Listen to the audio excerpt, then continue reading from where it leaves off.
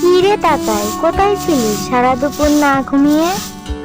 ওমা জানো তো, নরেন্দ্রের বাড়ি খেলতে গিয়েছিলাম। ওর মা তালের বড়া করছে। ফেরার পথে দেখলাম তাল পুকুরে কত তাল পড়ে রয়েছে। আমি দুটো কুড়িয়ে এনেছি। তুমিও করো না তালের বড়া, সবার বাড়িতে করছে, করো না মা। হ্যাঁ রে, করবো। সেজন্য সকালে তোর বাবাকে বলেছি ফেরার পথে সবকিছু নিয়ে আসতে। তুই তাল এনেছিস, ভালো করেছিস। রান্নাঘরে রেখে আয়, তোর বাবা আসুক সব নিয়ে, তারপর করবো, কেমন? আচ্ছা ঠিক আছে। ও মা, বাবা এখনো আসেনি, তালের বড়া কখন করবে গো? সর, এখন অনেক কাজ পড়ে আছে, তোর বাবাও এলো না এখনো।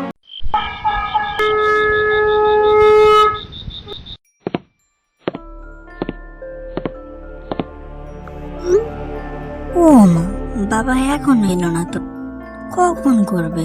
তোর বাবা আসুক, হয়ে গেলে তোকে ডাকবো। তুই পড়তে বস এখন। এখনো ও বাবা এলো না, মা কখন তালের বড়া করবে ঠিক নেই, ভালো লাগে না। ওই গো গিন্নি, এই নাও ধরো ধরো। এই তোমার আসার সময় হলো? যা যা বলেছিলে সব নিয়ে আসতে দেরি হয়ে গেল একটু। আমি যাই গো গিন্নি, হাত মুখ ধুয়ে আসি, তুমি ততক্ষণে শুরু করে দাও। তাতাই, তাতাই।